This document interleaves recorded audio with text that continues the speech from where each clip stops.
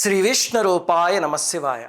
ఇప్పటిదాకా భారతదేశ చరిత్రలోనే అమానుషమైన అసహ్యమైన సంఘటన ఏమిటి అంటే ద్రౌపదీదేవిని రజస్వల అని కూడా చూడకుండా జుట్టుబుచ్చుకుని సభలోకి ఈడ్చుకుని వచ్చేసి బలువులన్నీ ఊడ్చేయడం. అసలు అలా చెయ్యాలి అనే ఆలోచన ఎవరికి వచ్చిందండి? దానికి మహాభారతంలో ఒక శ్లోకం ఉంది.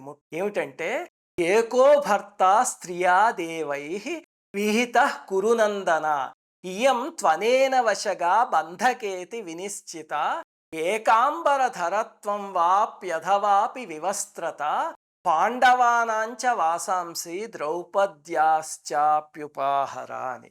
ఇది మహాభారతంలో సభాపర్వంలో ఉన్న శ్లోకం. ఏమిటి దీని అర్థం అంటే 5 భర్తలున్న స్త్రీ వేశ్యతో సమానము. ఏకవస్త్ర అంటే రజస్వల. అలా ఉన్న వివస్త్రయున్న పట్టించుకోకండి, ద్రౌపది యొక్క చీరలు ఒలిచేయండి అని ఒక గుడు చెప్పిన ఆలోచన ఇది. ఆ తరువాత అందరికీ ఆ థాట్ వచ్చి అప్పుడు ద్రౌపది వస్త్రాపహరణం చేశారు. సరే, ఇక్కడ $1 మిలియన్ క్వశ్చన్ ఏమిటంటే ఎవరిచ్చారండి సలహా? ఎవరిని ప్రశ్న అడగండి వెంటనే చెప్పేది దుశ్శాసనుడు అని చెప్తారు, కొంతమంది శకుని అని చెప్తారు. కాదు, అసలు మహాభారతంలో ఉన్న నిజం ఏమిటో చెప్పనా? గుండె ఒకసారి గట్టిగా పట్టుకోండి, ఎవరికి తెలియని విషయం చెప్తా. ఇప్పుడు ఈ సలహా ఇచ్చింది కర్ణుడు. ఆశ్చర్యం వేస్తుంది కదా. నేను కూడా మన తెలుగు సినిమాలు చూసి చిన్నప్పుడంతా దుశ్శాసనుడు శకుని చేయించారు పని అనుకున్నా. తర్వాత మహాభారతం చదివాక కర్ణుడు చేయించాడు అని తెలిసి నాకు కూడా గుండె ఆగిపోయింది. సినిమా వేరు, మహాభారతంలో ఉన్న రియాలిటీ వేరు. అసలు ద్రౌపది వస్త్రాపహరణంలో జరిగిన రియాలిటీ ఏమిటి అనేది చూద్దాం. అలాగే తన్నోడి నన్నోడేనా, నన్నోడి తానోడేనా అని ఉంటుంది చూడండి, అది కూడా అసలు దాని అర్థం ఏమిటి అవన్నీ చెప్పుకుందాం. ఒక 8 విషయాలు చెప్పుకుందాం ద్రౌపది వస్త్రాపహరణానికి సంబంధించి. మొట్టమొదటిది, వస్త్రాపహరణం అసలు ఎందుకు జరిగింది? ఎవరిని అడిగినా వెంటనే చెప్పేది మయసభలో దుర్యోధనుడు మడుగులో పడిపోతే ద్రౌపది నవ్వింది, అందుకని కక్ష కట్టి చేశాడు అని. అది శుద్ధ అబద్ధం. మయసభలో అది జరిగినప్పుడు ద్రౌపదీదేవి అక్కడ లేదు. దుర్యోధనుడికి ధర్మరాజు యొక్క సంపద వైభవం చూసి కన్ను కుట్టి వాళ్ళ నాన్నను వచ్చి అడిగాడు, ఇలా జూదం ఆడి వాళ్ళని ఓడించేద్దాం అని. అంటే ధృతరాష్ట్రుడు తటపటాయిస్తే దుర్యోధనుడు ఆత్మహత్య చేసుకుంటా అని బెదిరించి అప్పుడు ఒప్పించాడు. ఇంక రెండో పాయింట్, సరే పాండవులు జూదానికి వచ్చారు. వస్తే పాచికలు వేసేటప్పుడు ఏం జరిగింది? మనకి సినిమాల్లో ఏం చూపిస్తారు అంటే 2 పందాలు ధర్మరాజు వేసి గెలిచాడు, ఆ తర్వాత శకుని గెలిచాడు అన్నట్టు. ధర్మరాజు గెలిచిన 2 పందాల్లో భీష్ముడు, ద్రోణుడు వీళ్ళందరూ తెగ సంతోషించేశారు, దుర్యోధనుడు గెలుస్తూ ఉంటే బాధపడ్డారు అన్నట్టు. ఇంతకీ రియాలిటీ చెప్పన, ఇది కూడా చాలా మందికి తెలిస్తే ఆశ్చర్యపోతారు. అక్కడ జరిగిన జూదంలో 20 పందాలు జరిగాయి మొత్తం. ధర్మరాజుల వారు ఒక్కసారి కూడా పాచికలు వేయలే, ఒక్కసారి కూడా వేయలే. సినిమాలో చూపించింది పచ్చి అబద్ధం. 20 పందాల్లో మొట్టమొదటివన్నీ సామ్రాజ్యం నగలు అన్నీ పోయాక 15వది నకులుడి మీద పందెం, 20వది ద్రౌపదీదేవి మీద పందెం. ఇవన్నీ కూడా శకుని తన చేతులతో వేస్తే ధర్మరాజు ఓడిపోయాడు తప్ప ఆయన వేయలేదు. ధృతరాష్ట్రుడు ప్రతి పందానికి కింజితం అని ఎగురుకుంటూ అడిగాడు, అంటే ఎవరు గెలిచారు అని. అలాగనే ఇంకో ముఖ్యమైన విషయం ఏమిటంటే ఆ శకుని ఎలా గెలిచాడండి ఆ పాచికలో ఎన్నిసార్లు అంటే, మనం సామాన్యంగా చెప్పేసేది వాళ్ళ నాన్న వెన్నెముక ఇవన్నీ. ఇది కూడా సినిమా సాహిత్యమే తప్ప నిజంగా మహాభారతంలో ఇది లేదు. ఇది కల్పిత కథ. వాళ్ళ నాన్నగారు అస్థిపంజరం అయిపోవడం, రోజు ఒక మెతుకు పెట్టడం, ఇది మొత్తం సినిమా కోసం కల్పించిన కథ. శకునికి కొన్ని దుష్టశక్తులు ఉన్నాయి. అసలు మహాభారత యుద్ధంలో చివరికి చూస్తే ఒకసారి అర్జునుడు శకుని ఫేస్ టు ఫేస్ వస్తే శకుని తన దగ్గరున్న మాయాశక్తులతో లక్షలాది జంతువుల్ని సృష్టించాడు. క్రూర జంతువుల్ని సృష్టించి అర్జునుడి మీద కుదిలితే అప్పుడు అర్జునుడు దివ్యాస్త్రాల సహాయంతో వాటన్నిటినీ దురుమాడాడు అని మహాభారతంలో ఉంది. అలాగా శకునికి మాయలు తెలుసు, ఆ మాయలతో వేసిన పాచికలు. ఇంకా మూడో విషయం, ఈ ప్రేతగామి అనే సేవకుణ్ణి పంపించాడు. అతను దుర్యోధనుడి యొక్క సేవకుడు. ద్రౌపదీదేవి దగ్గరికి వెళ్ళి, అమ్మ దుర్యోధనుల వారు మిమ్మల్ని రమ్మంటున్నారు సభకి అనగానే ఆవిడ, నా భర్త నన్నోడి తన్నోడేనా, తన్నోడి నన్నోడేనా అని ఒక ప్రశ్న అడిగింది కదా. అప్పుడు ప్రేతగామి వచ్చి వెనక్కి ఆ ప్రశ్న చెప్పేసరికి దుర్యోధనుడు, చిచి ఏమి చేత కాదు వీడికి, నువ్వు వెళ్ళి తీసుకురా అని దుశ్శాసనుడిని పంపించాడు. ఆ చెప్పేటప్పుడు అక్కడ ఒక శ్లోకం ఉంది, ఇది చాలా మందికి తెలియదు. ఏమిటంటే దుశ్శాసనైష మమ సూతపుత్ర వృకోదరాదు ద్విజతేల్పచేత అని. అంటే ఈ నా సేవకుడు సూతపుత్రుడు అయిన ప్రేతగా మందమతి బుద్ధి లేదు, దుశ్శాసనను వెళ్ళి తీసుకురా అంటాడు. అంటే ప్రాతగామి కూడా సూతపుత్రుడే, అతన్ని సూతపుత్రుడు అని సభలో అవమానించాడు దుర్యోధనుడు. మనకి సినిమాలో ఏమిటి, సూతపుత్రుడు అంటారా అని చెప్పి పేజీల పేజీల డైలాగులు చెప్తారు. అది శుద్ధ అబద్ధం. సూతపుత్రులని దుర్యోధనుడు అవమానించిన సంఘటన ఇదిగో ఇదే దానికి ప్రామాణికమైన శ్లోకం. ఇవన్నీ మనకి తెలియక సినిమా మహాభారతాలు నిజం అనుకుంటాం. సరే, ఇంతకీ నన్నోడి తన్నోడేనా దీని అర్థం ఏమిటి అంటే చాలా జాగ్రత్తగా విన. అసలు మొట్టమొదట ధర్మరాజు ఓడిపోయి తరువాత ద్రౌపదీదేవిని పందెం పెట్టాడు అనుకుందాం. అంటే ధర్మరాజు ఓడిపోతే ఆయన డైరెక్ట్ దాసుడైపోయాడు దుర్యోధనుడికి. అప్పుడు ద్రౌపదీదేవి ఇండైరెక్ట్ దాసురాలు అవుతుంది. అంతే కదా, ధర్మరాజు అప్పటికే ఓడిపోయాడు అంటే అయిపోయినట్టు. ద్రౌపదీదేవి కూడా దాసురాలే, కానీ ఇండైరెక్ట్ దాసురాలు. ఇప్పుడు ఏ కమాండ్ ఇవ్వాలన్నా సరే ధర్మరాజుల వారు ఇవ్వాలి, అంతేకాని దుర్యోధనుడు ఇవ్వకూడదు. అలా కాకుండా మొట్టమొదట ద్రౌపదీదేవి ఓడిపోయి ఉంటే కనుక అప్పుడు దుర్యోధనుడు రమ్మంటే సభకి వెళ్ళాలి, ఎందుకంటే డైరెక్ట్ దాసి. ఆవిడ అది డైరెక్ట్గా అడగకుండా దుర్యోధనుడు మిమ్మల్ని తీసుకురమ్మంటున్నాడు అనగానే ఇండైరెక్ట్గా ఇలా అడిగింది, ఎందుకంటే ధర్మం తెలిసిన మహాతల్లి. అప్పుడు దుశ్శాసనుడు వెళ్ళి జుట్టు పుచ్చుకుని ఈడ్చుకొచ్చేసాడు. ఆవిడ చెప్పింది, నేను రజస్వలని, నేను రాకూడదు సభలోకి అని. అయినా సరే చాలా క్రూరంగా జుట్టు పుచ్చుకుని లాక్కొచ్చేసాడు. ఇంకా నాలుగో విషయం ఏమిటంటే ద్రౌపదీదేవి ఆ సభలోకి వచ్చి ఆ పరిస్థితి అంతా చూసి ప్రశ్న అడుగుతూ ఉంటే పాండవులు పాపం మౌనం వహించారు, ఎందుకంటే వాళ్ళందరూ అప్పుడు బానిసల కింద ఉన్నారు. పాపం నిలబడింది ఒక్కడు వికర్ణుడు అని. ఈ వికర్ణుడు దుర్యోధనుడు యొక్క 100 మంది సోదరుల్లో ఒక అతను, చాలా ధర్మాత్ముడు. అతను 2 విచిత్రమైన ప్రశ్నలు అడిగాడు. మొట్టమొదటి ప్రశ్న ఏమిటంటే ద్రౌపదీదేవి 5గురికి భార్య, ఆ మిగతా 4 ఒప్పుకుంటేనే ఆవిడ పందెంలో గెలిచినట్టు. ఉత్తి ధర్మరాజు ఒప్పేసుకుంటే సరిపోతుందా? మరి వాళ్ళు 4 ఒప్పుకోలేదు కదా, మీరు ఎలా గెలిచారు అని అడిగాడు. అప్పుడు కర్ణుడు అన్నాడు, నువ్వు మాట్లాడుతుంది బుద్ధి లేదా వికర్ణ? వాళ్ళ 5గురు మనకి దాసులు, అంటే ద్రౌపదీదేవి వాళ్ళ సంపద కాబట్టి మనకి దాసి అయిపోయింది, మన దాసి కాబట్టి మనం ఏం చెప్తే అది వినాలి అన్నాడు కర్ణుడు. అంటే అప్పుడు వికర్ణుడు అన్నాడు, ఎవరైనా మనకి దాసులైతే కనుక అయ్యాక వాళ్ళు సంపాదించే సొత్తు మన సొంతం అవుతుంది, అంతేకాని ద్రౌపదీదేవిని వాళ్ళు ముందే సంపాదించుకున్నారు. అంటే ఇప్పుడు మీరు ఒక కంపెనీలో చేరి అక్కడ ఒక పేటెంట్ ఫైల్ చేస్తారు అనుకోండి, అది ఆ కంపెనీ తీసేసుకుంటుంది, అంతే కదా, దాని క్రెడిట్. మీరు అంతకు ముందు ఫైల్ చేసిన పేటెంట్స్ ఆ కంపెనీకి చెందవు. అలాగనే ద్రౌపదీదేవిని అంతకు ముందు సంపాదించుకున్నారు వాళ్ళు. అలాంటప్పుడు నీకు దాసి ఎలా అవుతుంది అని అడిగితే కర్ణుడికి సమాధానం లేదు. వికర్ణుడు అంతటి ధర్మాత్ముడు కాబట్టే యుద్ధంలో మరి 100 మంది కౌరవ సోదరుల్ని చంపేశాడు కదా భీముడు. మిగతా వాళ్ళని చంపినప్పుడు చాలా ఆనందపడి వికర్ణుడు చనిపోయినప్పుడు మాత్రం తతో వినిహిత సంఖ్యే యుద్ధ ధర్మోహి నిష్ఠురః అన్నాడు. అంటే అయ్యో వికర్ణ, నువ్వంత ధర్మాత్ముడివి, తెలివిలో బృహస్పతి వాడివి, మా మేలు కోరేవాడివి, కానీ నువ్వు యుద్ధానికి వచ్చావు కనుక ఇంక నిన్ను చంపక తప్పలేదు, యుద్ధ ధర్మం అంటే ఇలాగే ఉంటుంది అని బాధపడ్డాడు. అది వికర్ణుడి గొప్పతనం. ఇంకా 5వది, ద్రౌపదీదేవి వలువలు ఊడ్చేయడం మొదలు పెడితే ధర్మాత్ములందరూ కూడా సభలో కళ్ళు మూసుకున్నారట, ఎవరు చూడలేదు, అది కళ్ళు మూసేసుకున్నారు.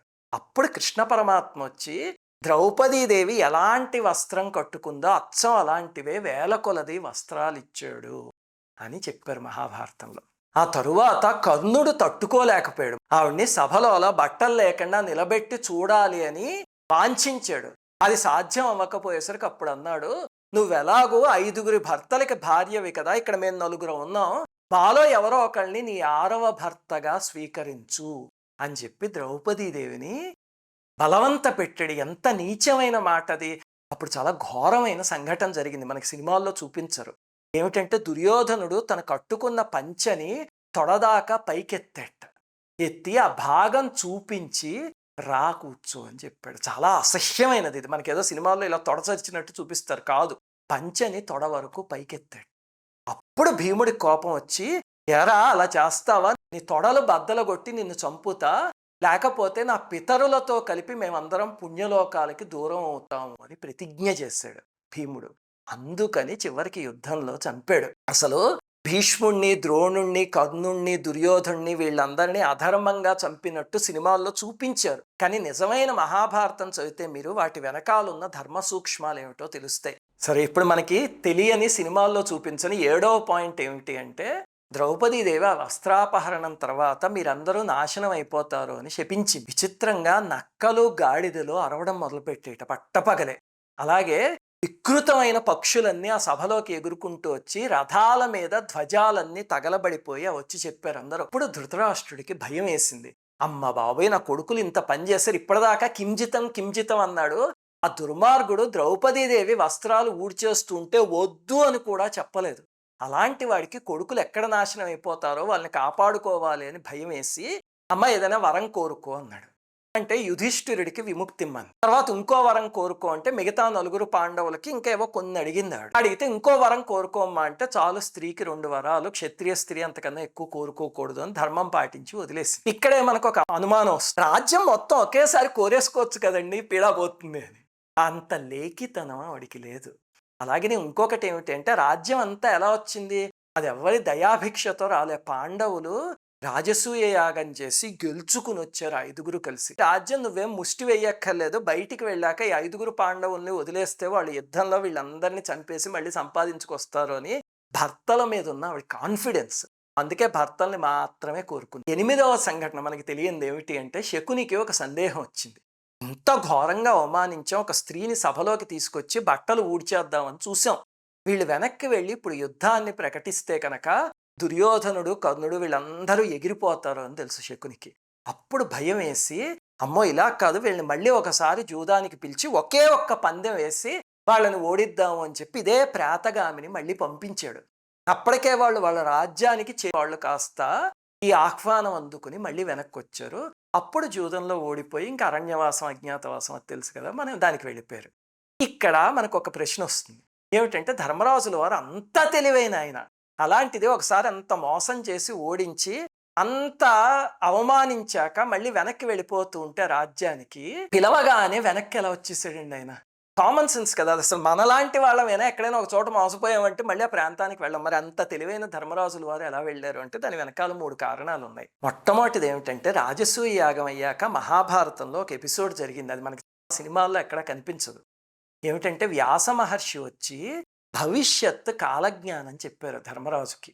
చెప్తూ 13 ఏళ్లలో దుష్టనాశనం జరగబోతోంది, భీమార్జునుల పరాక్రమంతో లక్షల మంది దుష్టుల నాశనం అయిపోయి మళ్ళీ ధర్మ సంస్థాపనం జరుగుతుంది, దుర్యోధనుడు చేసిన అపరాధాల వల్ల జరుగుతుంది, నువ్వే దానికి కారణభూతుడు అవుతావు, అందుకని ఇక్కడి నుంచి జరిగే వాటన్నిటినీ సాక్షిభూతంగా చూస్తూ ఉండు అని చెప్పారు ఆయన. ధర్మరాజుల వారికి తెలుసు మళ్ళీ ఆ ధర్మ సంస్థాపన జరగాలి అంటే ఇదిగో ఇలాంటిది ఏదో జరగాలి అని. అందుకే ఆయనకి అమాయకంగా మళ్ళీ వెనక్కి వచ్చినట్టుగా నటించారు. ఇంకా రెండవది ఏమిటి అంటే, అసలు మనకి ఒక అనుమానం వస్తుంది, భీముడు అర్జునుడు ఆ సభలోనే అందరినీ చంపేసి ఉండొచ్చు కదండి అని. నిజంగానే వాళ్ళు వదిలేసి ఉంటే చంపేసి ఉండేవారు హాయిగాను. అర్జునుడు కర్ణుడిని ఎన్నిసార్లు ఓడించాడో మహాభారతంలో, వీలుంటే కనుక ఎప్పుడైనా తర్వాత చెప్పుకుందాం. మనకి సినిమాల్లో చూపించేవన్నీ అబద్ధం, ఎవరికి కావాలన్నా నిజం మహాభారతం చదవండి, నిజమేమిటో తెలుస్తుంది. కానీ కృష్ణ పరమాత్మ ఆలోచన ఎందుకు రప్పించలేదు అంటే, కలియుగం దగ్గరికి వచ్చేస్తుంది కదా, లక్షల మంది అధర్మవర్తనులైపోయారు, వాళ్ళందరినీ ఒక చోట చేర్చి ఒక మ్యాసివ్ యుద్ధం జరగాలి, అప్పుడే ధర్మ సంస్థాపన జరుగుతుంది.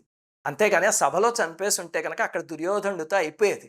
అందుకని అలాంటి చేయడం కోసం కృష్ణ పరమాత్మ ఆ థాట్ని డిలే చేసి ఆ యుద్ధాన్ని రప్పించారు.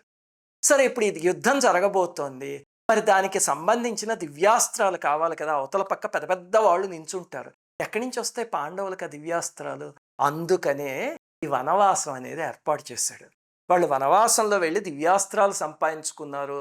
అలాగే ప్రజలకి ఏ కష్ట సుఖాలు ఉన్నాయో అవన్నీ తెలుసుకోవడానికి ఆసేతు హిమాచలం మొత్తం ప్రయాణం చేసి వచ్చారు.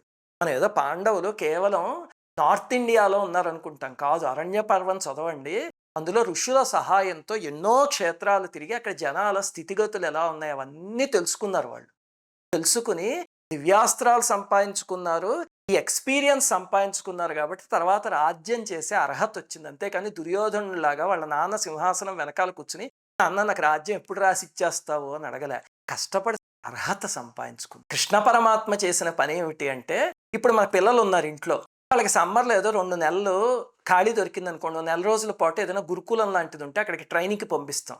ఆ ట్రైనింగ్లో నేల మీద పడుకోబెడతారు, తెల్లవారుజాము 4ంటికి లేపేస్తారు, జంక్ ఫుడ్ పెట్టరు, చక్కగా ఫ్రూట్ జ్యూస్లో ఇలాంటివన్నీ ఇస్తారు. అంటే పిల్లలు బాధపడతారు అన్నట్టు అనిపిస్తుంది కదా, కానీ మనం ఎందుకు చేస్తాం అంటే వాళ్ళకి డిసిప్లిన్ అలవాటు అవుతుంది అని. అలాగే కృష్ణ పరమాత్మ కూడా వీళ్ళని ఒక సమ్మర్ క్యాంపుకి పంపించినట్టుగా పంపించాడు, అరణ్యవాసం అజ్ఞాతవాసానికి. చూడండి, అక్కడ ధర్మరాజుల వారు సూర్య భగవానుడిని ప్రత్యక్షం చేసుకున్నారు, భీముడికి ఆంజనేయ స్వామి ప్రత్యక్షం అయ్యాడు, అలాగే అర్జునుడికి పార్వతీ పరమేశ్వరులు ప్రత్యక్షమై పాశుపతాస్త్రాన్ని ఇచ్చారు. అలాగే అజ్ఞాతవాసానికి వెళ్లే ముందు వీళ్ళందరికీ ద్రౌపదీదేవితో సహా అందరికీ దుర్గాదేవి ప్రత్యక్షమైంది. ఇవన్నీ మహాభారతంలో రాసుంది, మనం చదవం కాబట్టి తెలియదు. అలాగే కొంతమంది రాక్షసులు, కీచకుడు ఇలాంటి వాళ్ళందరినీ కట్ చేసి పాడేశారు. ఎందుకంటే కీచకుడు కూడా ఫైనల్ యుద్ధానికి వచ్చి ఉంటే ఇంకా తడిసి మోపిడైపోయేది. ఇవన్నీ ఆలోచించి భగవంతుడు చేసిన ప్రణాళికే అరణ్యవాసం, అజ్ఞాతవాసం. ఇప్పుడు అర్థమైంది కదా ద్రౌపది వస్త్రాపహరణం ఏమిటో. ఇప్పటికైనా సినిమాలు నమ్మడం మానేయండి. మీకు ఇంకా ఆసక్తి ఉంటే కనుక మహాభారతంలో ఇలాంటి నిజాలన్నీ రాబోయే కొన్ని వీడియోల్లో చెప్పుకుందాం.